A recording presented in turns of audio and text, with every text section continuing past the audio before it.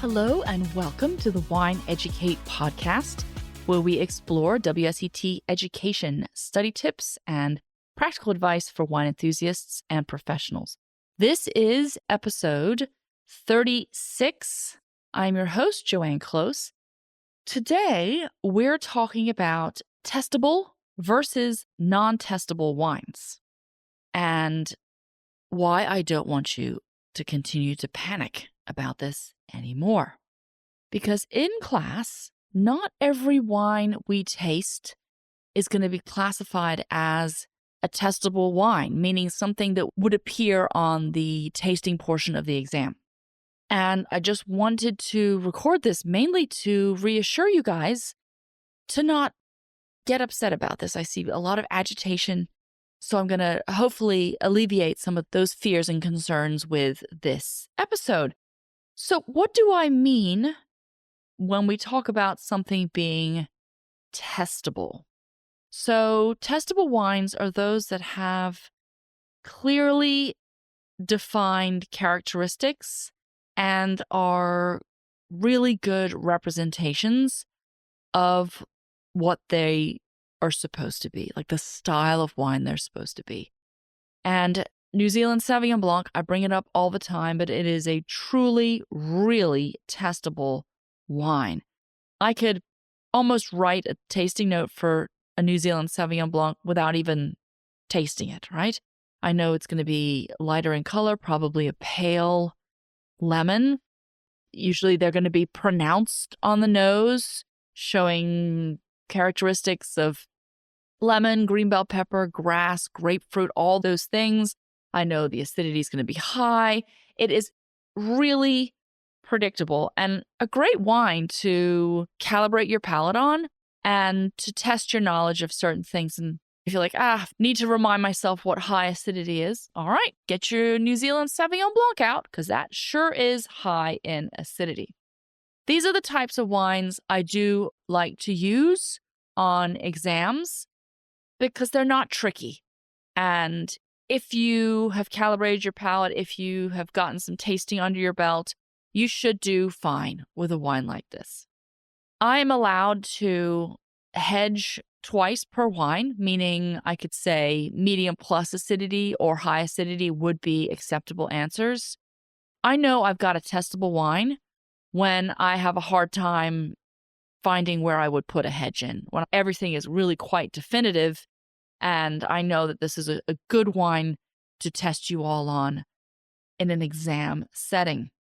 In my opinion, only about 20% of wines fit into this testable category. So I am very careful choosing the wines. Believe me, I spend a lot of time making sure I get it right because I want you all to do well. And I don't want you to feel like something was tricky, right? So why don't we use all testable wines in class? Well, first of all, that's not how life works, right?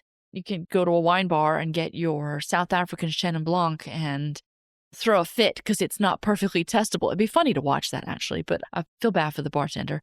But please don't do that. Wine can't be put in a corner all the time, right?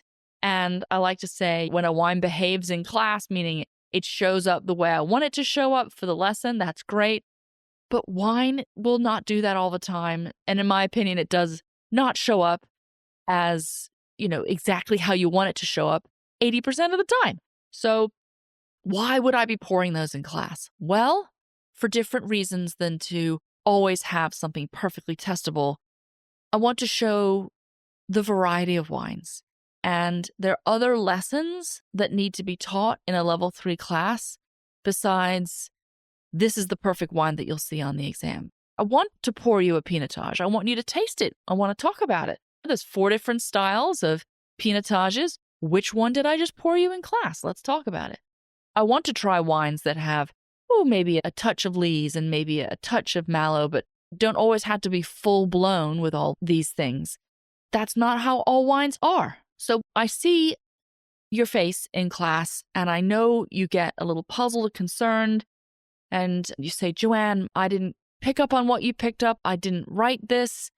And I want to say it's okay. You need to cut yourself some slack when we taste wines like that in class because we're tasting it more because I wanted you to try a Menthea from Bierzo and not because I think I'm ever going to use that on the exam, right? For example, I used a wine in class the other day. It was a Chianti Reserva, and I was using it because it's Sangiovese and the style of wine and talking about oak aging and whatnot. And it was about 5 years old. And because it had spent time in oak and had a touch of age, nothing super significant, some students in the class were picking up on a little bit of tertiary. Others were not. So for when it came to writing if it was youthful or developing on the nose, we didn't have a clear answer. And some folks were a little concerned. And I said, look, this is a great wine to try as an example of a Chianti Classico Reserva, but I would not use this on an exam. Please don't stress, but isn't it fun to try it? In some past episodes, like episode 17 and episode 20, I walk you through a level 3 tasting note of some testable wine styles. For our level 3 prep course, Launchpad, we provide you with a list of about 20 wines that fit into this testable bucket. So these wines are fun because you can do dry tasting notes on them to practice the SAT without always have to have the actual wine in front of you. So I hope that was helpful and alleviate some of your anxiety about some of the wines that may show up in the level 3 class, because not every wine we taste is something that I'm very concerned that you get the tasting note completely right on. I want you to use this experience in class to try all these different fun styles of wines and to talk about them with your classmates. All right. Hope that was helpful. Hope you feel a little better about testable versus non-testable wines.